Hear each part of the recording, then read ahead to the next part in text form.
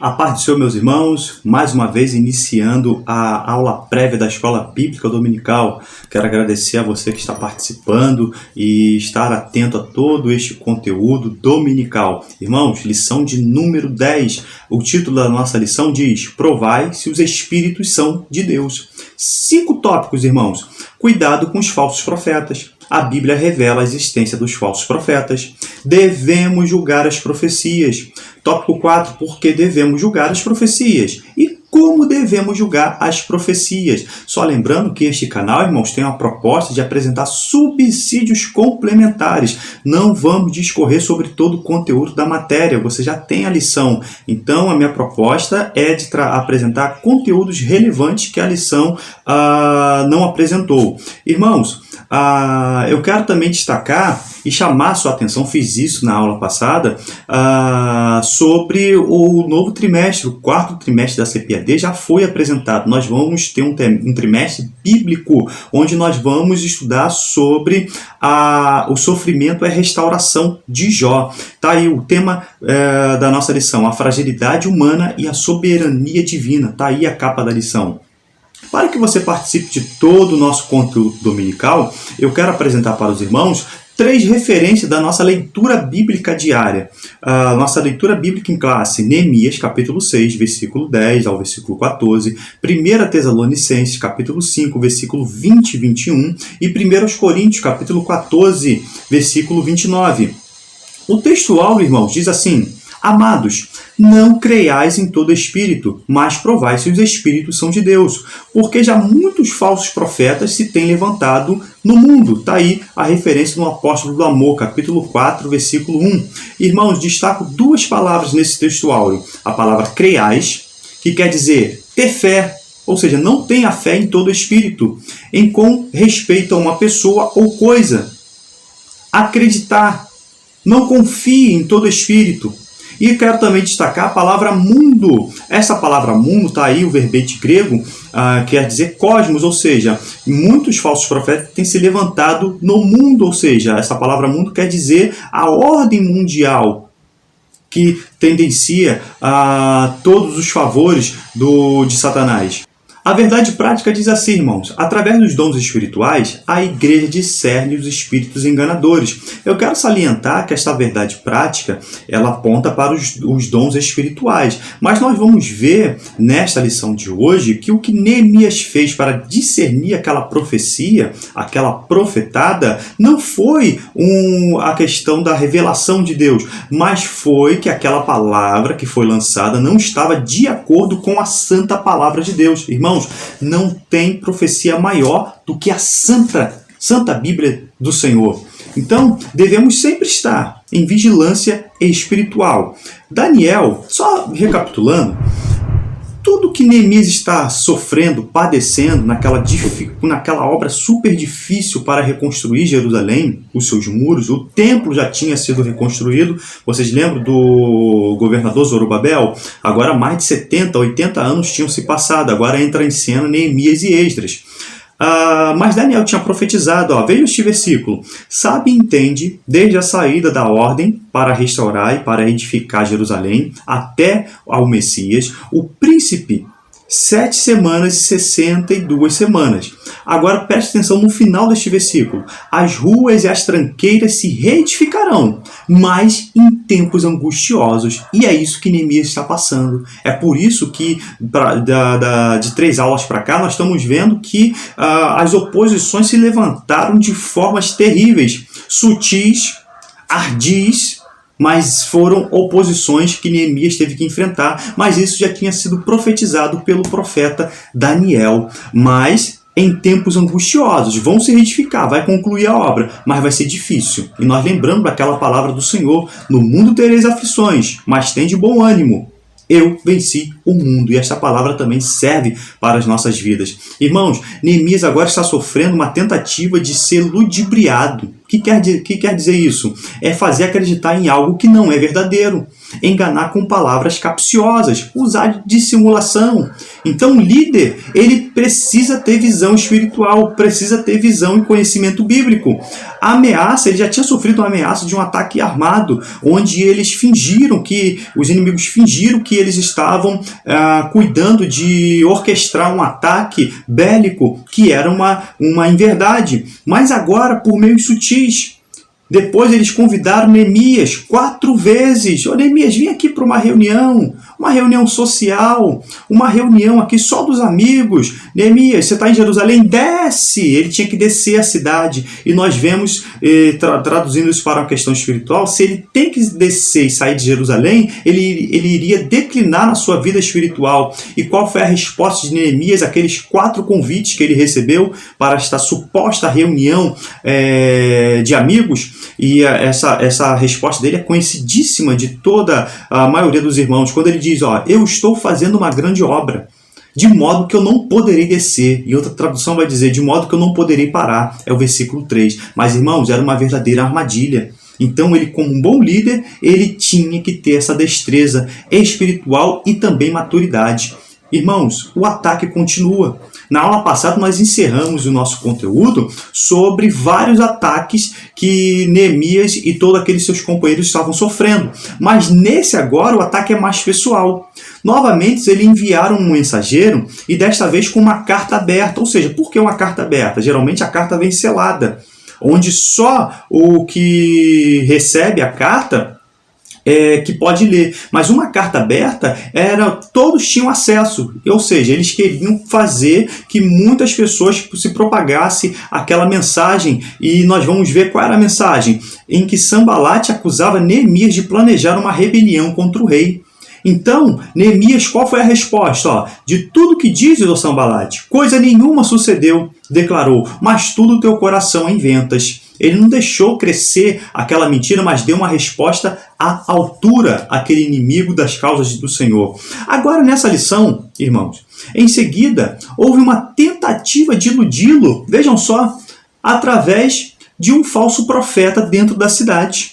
Um certo Semaías, grave esse nome, foi contratado para se passar por seu amigo e conselheiro espiritual, a fim de avisá-lo em nome do Senhor. Geralmente os profetas profetizavam assim, que os seus inimigos iriam matá-lo, que o seu único refúgio era o templo. O que aquele Semaías diz? Ele diz o seguinte: vamos juntamente à casa de Deus, ao meio do templo, e fechemos as portas do templo, porque virão matar-te. Sim, de noite virão matar-te. E qual foi a resposta de Neemias? Um homem como eu fugiria, disse. E quem há como eu que entre no templo e viva? De maneira nenhuma entrarei. É o versículo 11 a sua resposta. Irmãos, eu quero destacar aqui 2 tipos de interpretação espiritual. Existe a interpretação espiritual e também existe a interpretação bíblica. Por quê?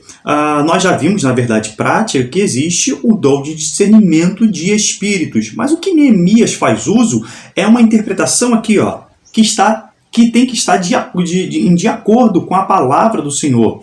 Então, observe, vai aparecer um card aqui agora, onde eu ministro uma aula, acho que foi no trimestre passado, sobre a batalha espiritual. E nós falamos também sobre o discernimento espiritual. Então, observe, uma interpretação bíblica. Toda profecia tem que estar de acordo com a santa palavra do Senhor. A nossa maior profecia que nós temos é a Bíblia Sagrada.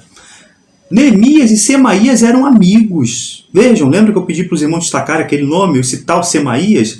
Por quê? Vejam, Neemias, ele que vai na casa de Semaías, ou seja, eles tinham uma relação próxima. Sem nenhum problema até aí. Ele era filho de Delaías, o filho de Meetabel, que estava encarcerado, era o seu avô. Disse ele, Semaías, nos parece que ele estava chateado com essa situação e por isso aceitou aquele suborno, porque talvez Neemias, aí são as nossas conjecturas, a Bíblia não diz, Neemias talvez por ser governador não entrou na causa do seu avô, Então talvez ele trai o seu amigo. Quando Neemias foi pessoalmente atacado, ele se recusou a ceder ao medo e fugir para o templo. E daqui a pouco nós vamos falar a questão do medo. Quando o medo vem nos infligir para nos atrapalhar no serviço e na obra do Senhor. Por quê? Olha só a interpretação bíblica. Abra sua Bíblia, está aí a referência, em Números, capítulo 18, versículo 22. De acordo com a lei do Senhor, teria sido errado Neemias entrar no templo para se esconder porque ele não era um sacerdote. Irmãos, Neemias era da tribo de Judá. Somente os sacerdotes, levitas, não era qualquer levita que podia entrar no templo para ter acesso e oficiar diante do Senhor. Lembra do rei Uzá que quis fazer ali, oferecer o incenso e a lepra lhe pegou na testa? Lembra dessa referência, irmãos? Então somente os sacerdotes credenciados por Deus é que poderiam entrar no templo. Então para Neemias era fácil essa interpretação bíblica para discernir aquela profecia. Irmão, se tivesse fugido para salvar a sua vida, Neemias, que era um líder que queria inculcar coragem, levantar aquela geração naquela construção, ele teria minado a coragem que estavam tentando instilar nas pessoas. Os líderes são alvo de ataque, irmãos. Faça da oração por aqueles que estão revestidos de autoridade uma prática constante à sua vida. Eles carecem das orações, os pastores, aqueles que estão na frente de alguma obra. No versículo 13, vemos refletidos alguns pensamentos em quando o medo se transforma em pecado. Por isso subornaram. Para quê? Para me atemorizar e para que eu assim fizesse e pecasse. Já viu quando a perna treme? Os joelhos vacilantes. Quando o coração fica com medo, o medo transforma-se em pecado. Quando ele nos afasta das tarefas dadas por Deus. Quando temos medo de acusações baseadas em falsidade. Quando usamos até mesmo refúgio religioso para evitarmos o custo de fazermos a obra de Deus. A ideia do inimigo, sabe qual era, irmãos? Era acabar com a credibilidade, manchar sua reputação ilibada. Imagine um líder sem moral, sem credibilidade, agora manchado. Irmãos, vou usar um jargão, um ditado dos nossos dias, o Nutella e o raiz. Neemias era um líder raiz, não era um líder Nutella, fraco, débil. Não, ele tinha confiança em Deus e sabia por que estava ali em Jerusalém, não estava a passeio. Nenhuma mensagem tida como profética está isenta de exame por parte da igreja, seja quem for que esteja profetizando. Se estiver fora do contexto da palavra do Senhor, nós podemos desprezá-lo. Porque eu sou o Senhor e não mudo. Por isso vós, ó filhos de Jacó, não sois consumidos. É Malaquias 3,6. Irmãos, Deus não muda os seus planos. A lei tinha sido lançada.